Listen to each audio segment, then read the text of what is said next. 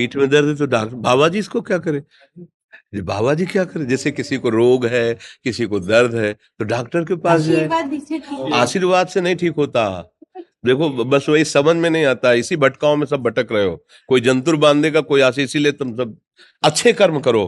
पूर्व के पूर्व कर्मों के पाप से हमें दंड मिलता है। अच्छे कर्म करो, नाम जप करो, माता पिता की सेवा करो, सद्भाव से चलो। अभी ये कर्म नष्ट हो जाएंगे, किसी से जंतुर बंधवाने की जरूरत नहीं, किसी से आशीर्वाद मांगने की जरूरत है। अब नाम जप ना करो, खाओ मुर्गा मांस, पियो शराब, करो व्यभिचार करो, तो बाबा जी आशीर्वाद दे दे तो कोई आशीर्वाद काम नहीं करेगा। दुर्गति होगी यहाँ भी और वहां भी। हमारी बात समझो।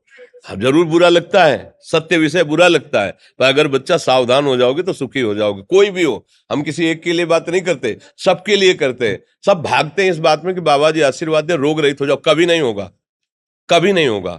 तुम्हारे आचरण ठीक होंगे तब तुम्हारा सब काम बनेगा।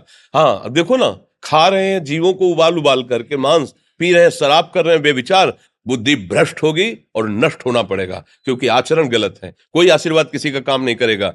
आप अच्छे आचरण करो, माता पिता की सेवा करो, परिवार की सेवा करो, समाज की सेवा करो, नाम जप करो। शरीर में कोई छोटे मोटे कष्ट आवे उनको सह जाओ, आगे चलकर आप देखो कि कैसी उन्नति होती, अच्छा होगा, मंगल होगा।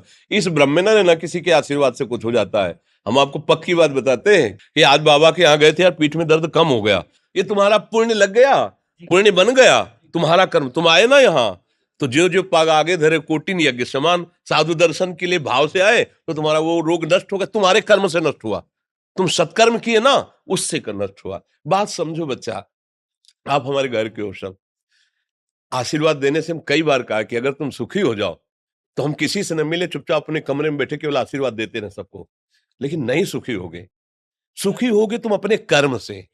को न काहू के सुख दुख कर दाता, और निज कृत कर्म भोग सुन भ्राता। हे भाई, अपने कर्म का भोग ही आपको भोगना पड़ेगा। कोई भी तुम्हारे कर्म को नहीं मिटा सकता, एकमात्र भगवान।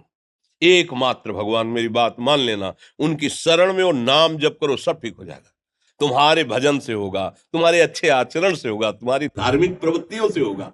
अब ये बात ना समझो तो फिर हम क्या कह सकते हैं? नहीं, हाँ यही तुम्हारा जन्मदिन की सफलता है कि हमारी बात मान लो, राधा राधा रटो, कोई नशा मत करना, अपने माता पिता की सेवा करो, समाज की सेवा करो जितना। और जो कष्ट है वो स्थायी नहीं है। आज विपत्ति आई, कल खत्म हो जाएगी। अभी दिन है, फिर रात आ जाएगा, रात है तो दिन आ जाएगा। ये क्रम चलता रहता है, हमें निराश नहीं होना। सूरवीर योद्धा की तरह हमें जीना है यार, कायर की तरह नहीं जीना है। जी ठीक है।